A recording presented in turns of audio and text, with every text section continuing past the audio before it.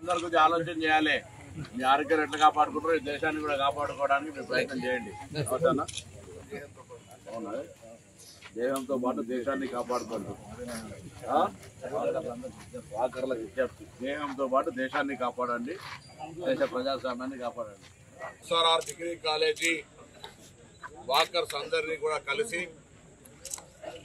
వాళ్ళతో ఉండబడేటువంటి మంచి చెడు ఇక్కడ ఉన్నటువంటి పరిస్థితిని ఒక్కసారి చూద్దామని నేను గౌరవ మానకొండూరు శాసనసభ్యులు డాక్టర్ కవ్వంపల్లి సత్యనారాయణ గారు, చొప్పదండి శాసనసభ్యులు మేడిపల్లి సత్యం గారు, కరీంనగర్ శాసనసభ పోటీ చేసినటువంటి శ్రీనివాస్ గారు, మిగతా ముఖ్యులందరూ, పట్టణానికి సంబంధించిన ముఖ్యులందరూ కూడా ఈరోజు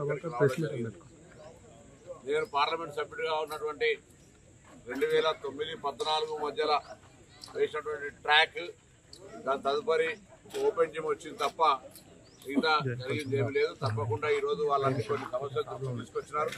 ఈవెన్ ఉమెన్ టాయిలెట్స్ కూడా లేవు. ట్రాక్ను మళ్ళీ చేయాల్సి ఉంది.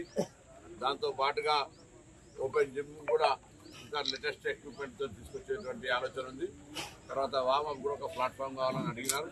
అవన్నీ కూడా న్యాయమైనటువంటి అనే మాట సందర్భంగా తెలియజేస్తూ, ఈరోజు ఉన్నటువంటి పరిస్థితుల్లో వీళ్ళంతా ఉదయం పూటనే ఆరోగ్యాన్ని కాపాడుకోవడంతో ఏ విధంగానైతే వాళ్ళ యొక్క పొద్దున్నే ఉదయాన్నే లేచి శరీరాన్ని కాపాడుకునే ప్రయత్నంలో వాకింగ్ చేస్తూ ఉన్నారు.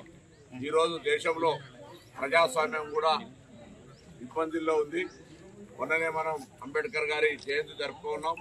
ఈరోజు రాజ్యాంగాన్ని రక్షించుకోవడానికి, ప్రజాస్వామ్యాన్ని కాపాడుకోవడానికి, నియంతృత్వానికి వ్యతిరేకంగా అందరూ కూడా ఆలోచన చేయాలనేటువంటి మాటని సందర్భంగా వాకర్ సందర్భంగా విజ్ఞప్తి చేస్తా ఉన్నాం. కాంగ్రెస్ పార్టీ పక్షాన తప్పకుండా వాళ్ళందరూ కూడా ఒక సానుకూలమైనటువంటి ఆలోచనతో వస్తారని ఆకాంక్షిస్తూ, ఎందుకంటే ఇప్పుడున్నటువంటి పరిస్థితుల్లో రాహుల్ గాంధీ గారు నఫరత్ చోడో మహబ్బత్ చోడో అని దేశంలో ఉన్నటువంటి పరిస్థితులలో ప్రజాస్వామ్యాన్ని కాపాడడానికి అనేక రకాలుగా శ్రమపడుతున్నటువంటి పరిస్థితుల్లో భారత ప్రతి పౌరుడి బాధ్యత ప్రజాస్వామ్యాన్ని కాపాడుకుంటేనే మనకు మాట్లాడే హక్కు కావచ్చు, మనకు ఉండేటువంటి పరిస్థితి ఉండొచ్చు.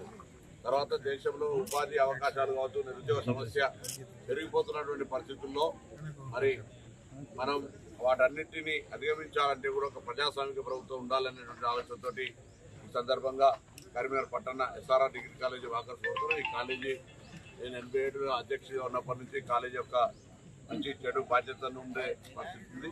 తప్పకుండా ఇక్కడ ఉండే వాళ్ళందరూ కూడా సౌకర్యాలు కలిగేయడంతో పాటుగా మీరు ఏదైతే శరీర వ్యాయామాన్ని కాపాడుకోవడానికి, మీరు శరీరాన్ని కాపాడడానికి వ్యాయామం చేస్తున్నారు, వాకింగ్ చేస్తున్నారు, ఈ దేశాన్ని కాపాడడానికి కూడా ఒకసారి మీ ఆలోచన విధానాన్ని ఆలోచించమని సందర్భంగా విజ్ఞప్తి చేస్తాను.